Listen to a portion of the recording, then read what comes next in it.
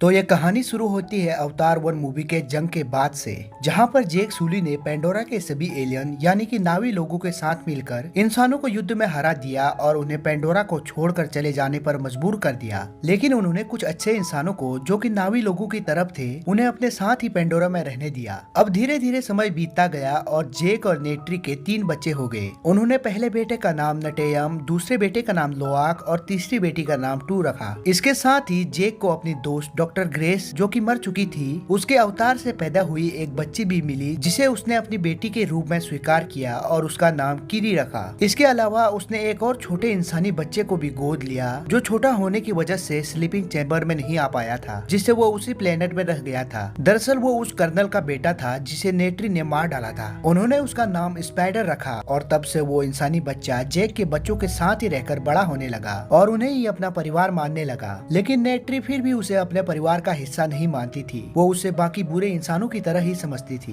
Pandora के सभी लोग भगवान एवा को अपनी देवी मानते थे और एवा के प्रति अपने जीवन को समर्पित करके खुशी खुशी अपना जीवन जीने लगे थे। बाकी लोगों की तरह जेक ने भी खुद ही अपने बच्चों को तीर चलाना, शिकार करना और दुश्मनों से मुकाबला करना सिखाया और वे लोग अब खुशी खुशी अपना जीवन बिता रहे थे। लेकिन कुछ सालों बाद जब एक रात को जेक देखता है कि आसमान में एक बहुत बड़ा तारा चमक रहा है, कुछ देर बाद पता चलता है कि वो चीज कोई तारा नहीं बल्कि एक स्पेसशिप है, जिसका मतलब ये था कि इंसान एक बार फिर से उनके प्लेनेट में अटैक करने आ चुके हैं। इंसानों के बड़े बड़े स्पेसशिप जो पेंडोरा पर लैंड करते हैं तो उनके धमाके से जंगल में आग लग जाती है, जिससे जंगल के सभी जानवर और पेड़ पौधे नष्ट होने लगते हैं। तभी हम देखते हैं कि स्पेसशिप से कई सारे बड़े बड़े रोबोट बाहर निकल रहे हैं, जो कि पहले के मुकाबले कई गुना ज्यादा एडवांस और खतरनाक है। इंसान अपनी पहली हार को देखते हुए इस बार पूरी तैयारी के साथ आए थे और उन्होंने इस बार अपने साथ पहले के मुकाबले कई गुना ज्यादा बड़ी और आधुनिक मशीनें भी लाए थे, जो कि बड़ी ही आसानी से पेंडोरा के जंगलों और जानवरों को तबाह कर रहे थे।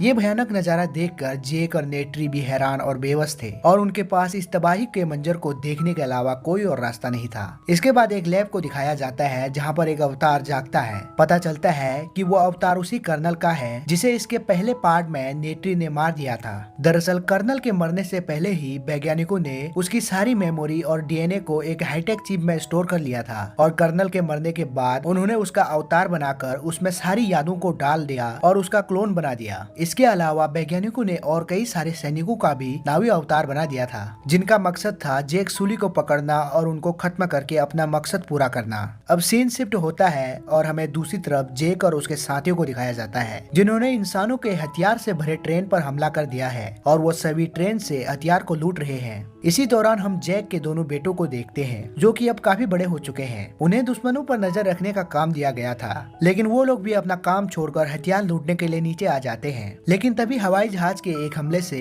जेक का बड़ा बेटा घायल हो जाता है, लेकिन लकीली उसे कोई चोट नहीं आई। जेक उसे उठाकर अपने घर ले आता है, जहाँ पर हम देखते हैं कि सभी नावी लोग गुफाओं के बीच छुपकर रह रहे होते हैं, क्योंकि इंसानों ने उनका घर उजाड़ दिया था। इसके बाद देखते हैं कि कर्नल और उसके साथी पेंडोरा के एक बेस पर पहुंचते हैं और वहां की जनरल उन्हें बताती है कि अब पृथ्वी पर जिंदा रहने के साधन खत्म हो रहे हैं, इसलिए उन्हें अब पेंडोरा को इंसानों के रहने लायक बनाना होगा। लेकिन जेक उनके कार्य में बाधा डाल रहा था, इसलिए वो कहती है कि जेक को खत्म करना बहुत ही जरूरी है। जनरल बताती है कि वे लोग पहाड़ों के बीच कहीं पर छुपे हुए हैं। हमने जितने भी लोगों को उन्हें ढूंढने के लिए भेजा, उनमें से कोई भी जिंदा वापस नहीं लौटा। इसके बाद कर्नल जंगल में उन्हें ढूंढने के लिए चले जाता है। उसी जंगल में जेक के बच्चे भी घूमने के लिए आए होते हैं और जब वो दूर से कर्नल को देखते हैं तो तुरंत ही जेक को खबर कर देते हैं। यह सुनकर जेक उन्हें बताता है कि जल्दी से वहाँ से भाग जाओ। जैसे ही बच्चे वहाँ से भाग ही रहे होते हैं, तभी कर्नल के आदमी उन्हें पकड़ लेते हैं और कर्नल को जब पता चलता है कि ये लोग जेक के बच्चे हैं, तो वो उन्हें किडनैप करके अपने साथ ले जाने लगता है। लेकिन तभी नेट्री और जेक भी वहाँ आ जाते हैं और पेड़ के पीछे से तीर चलाकर कर्नल के आदमियों को मारने लगते हैं।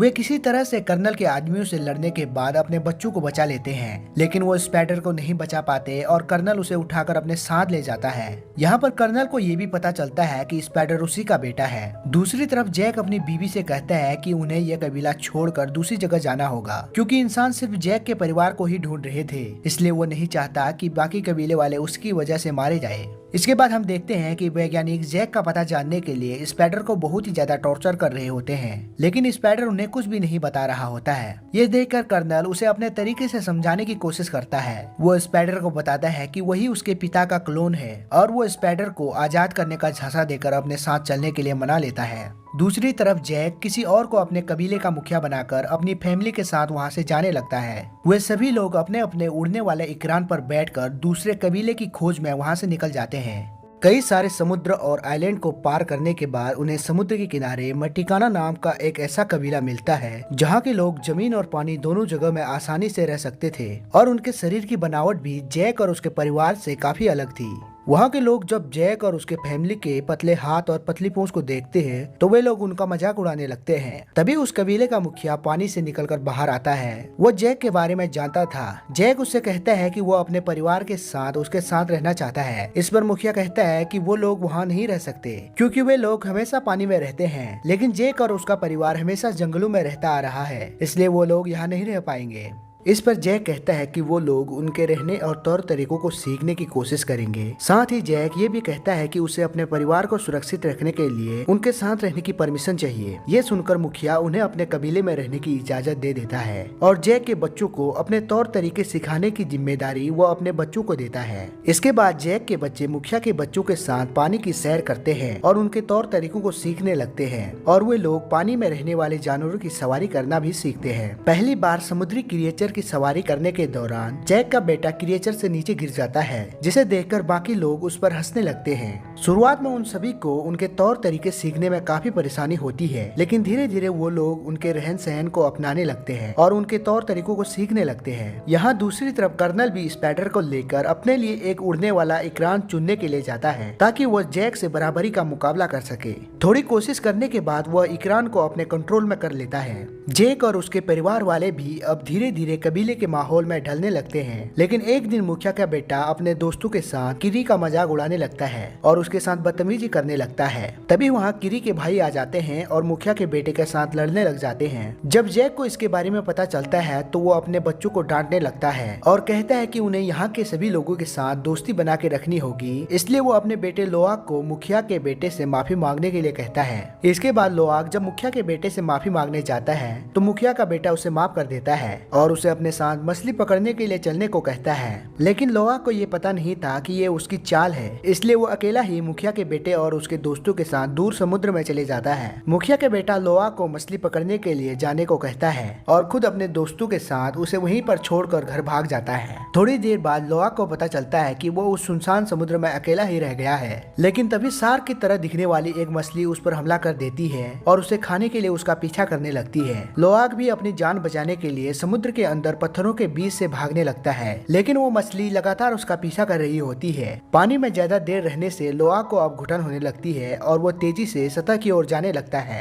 लेकिन फिर से वो मछली उसकी तरफ आने लगती है और जैसे ही वो उसे खाने ही वाली थी तभी एक व्हेल मछली की तरह दिखने वाली बड़ी सी मछली उस दूसरी मछली पर हमला करके उसे मार देती है। लेकिन तब तक लोआक की ऑक्सीजन भी खत्म हो चुकी थी और वो डूबने लगता है। थोड़ी देर बाद जब लोआक की आंख खुलती है तो वो अपने आप को उसी बड़ी मछली के पीठ पर पाता है। वो उस मछली को अपनी जान बचाने के लिए शुक्रिया कहता है, लेकिन तभी वो देखता है कि उस मछली के पंख पर लोहे का एक हुक फंसा हुआ है, जिसे वो बाहर निकाल देता है, जिससे इन दोनों के बीच दोस्ती हो जाती है और वो मछली लोआक को उसके घर तक पहुंचा देती है, जहां पर जैक और कबीले के बाकी लोग उसे ढूंढ रहे होते हैं। मुखिया को जब अपने बेटे की गलती का पता चलता है तो वो सबके सामने अपने बेटे को सजा देने लगता है। इस पर लोआक कहता है कि इसमें उसकी कोई गलती नहीं है, समुद्र में जाने का आइडिया मेरा था। ये कहने के बाद लोआक मुखिया के बेटे को सजा से बचा लेता है, जिस वजह से मुखिया के बेटे और लोआक के बीच में सच में दोस्ती हो जाती है। अब अगले दिन लोआक सभी दोस्तों को उस व्हेल मछली के बारे में बताता है, जिस पर मुखिया की बेटी कहती है कि उसे टुलकुन कहा जाता है और जिस मछली ने उसकी जान बचाई वो पाइकन है, जिसे उसकी टुलकुन बिरादरी से बाहर कर दिया था क्योंकि उसने कई सारे नावी लोगों की जान ली थी। लेकिन लोआक को ये विश्वास नहीं होता कि पाइकन किसी को मार सकता है, क्योंकि उसी पाइकन ने उसकी जान बचाई थी।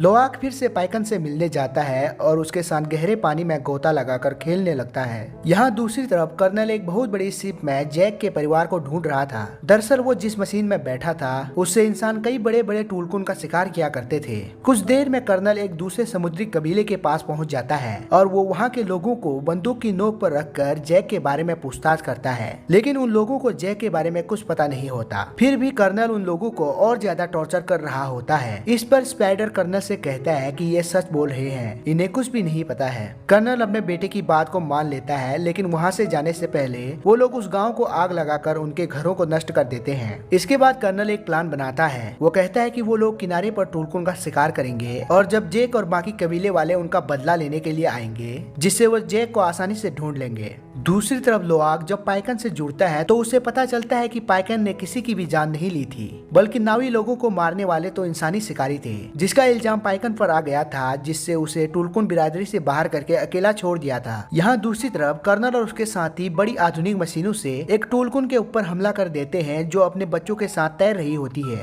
वो टुलकुन अपनी जान बचाने के लिए काफी चीख चिल्ला रही होती है और आखिर में कई प्रयासों के बाद इंसान उसको मार डालते हैं। इसके बाद वो लोग उस टुलकुन को अपने साथ लेकर आते हैं, जहाँ पर वो लोग टुलकुन के मुंह के ऊपर ड्रिल करके उसमें छेद कर देते हैं और उसके दिमाग में से एक पीले कलर का लिक्विड बाहर निकालते हैं। पता चलता है कि उस पीले रंग के लिक्विड की मदद से इंसान की उम्र नहीं बढ़ती है, इसलिए इस लिक्विड की कीमत मार्केट में कई गुना ज्यादा थी और इंसानों के पेंडोरा पर आने और वहाँ रहने का खर्च भी इसी से निकलता था। लिक्विड को निकालने के बाद इंसान टुलकुन की लाश को समुद्र में फेंक देते हैं। जब कबीले के लोग उस टुलकुन की लाश को देखते हैं तो वो बहुत ही दुखी हो जाते हैं, क्योंकि वे टुलकुन को अपने परिवार का हिस्सा मानते थे। ये देखकर सभी कबीले वालों को गुस्सा आ जाता है और वो इंसानों से लड़कर अपना बदला लेने के लिए तैयार हो जाते हैं। ये देखकर जेक उन्हें बताता है कि यह कर्नल की चाल है और हम लोग इंसानों के आधुनिक हथियारों का बिल्कुल भी सामना नहीं कर सकते। इसके बजाय हमें सभी टुलकुन को यहाँ से दूर भेज देना चाहिए, क्योंकि इंसान उस लिक्विड के लिए कभी भी उन पर हमला कर सकते हैं। टुलकुन के शिकार के बारे में सुनकर लोआक को पाइकन की फिक्र होने लगती है और वो उसे देखने के लिए जाने लगता है। लोआक को जाते हुए देखकर उसके भाई बहन भी उसे रोकने के लिए उसके पीछे जाने लगते हैं और जब वो पाइकन के पास पहुँचते हैं तो वो देखते हैं कि इंसानों ने पाइकन के शरीर पर ट्रैकर लगा दिया है, जिसका मतलब ये था कि इंसानों का अगला शिकार पाइकन ही होने वाला है। वे सभी लोग मिलकर ट्रैकर को निकालने की कोशिश करते हैं, लेकिन इसी बीच कर्नल और उसके साथी भी उनकी तरफ बढ़ रहे होते हैं। ये देखकर लोआक अपने पिता को इस बारे में बताता है और जैक भी अपने साथियों के साथ उनको बचाने के लिए निकल जाता है। यहाँ लोआक और उसके साथी किसी तरह से पाइकन के शरीर से ट्रैकर को हटाने में कामयाब हो जाते हैं, लेकिन तभी कर्नल के आदमी भी उनके पीछे पड़ जाते हैं। मुखिया की बेटी को जब एक रोबोट मारने ही वाला होता है, लेकिन तभी लोआक उसे बचा लेता है। लेकिन इसके बाद कर्नल उन्हें एक बड़े से जाल में फंसा लेता है और उठाकर अपने शिप पर ले जाता है। तब तक जैक और उसके साथी भी वहाँ पर आ चुके होते हैं और वो देखते हैं कि कर्नल ने उनके बच्चों को शिप से बांध के रखा है। कर्नल जैक से कहता है कि अगर वो अपने बच्चों को सही सलामत देखना चाहता है तो उसे अकेले ही उससे लड़ने आना होगा। जैक उसकी बात को मान लेता है और अकेले ही वहाँ जाने लगता है, लेकिन इसी दौरान पाइकन अचानक से पानी से बाहर आकर शिप पर चढ़ जाता है और कर्नल के लोगों को मारने लगता है।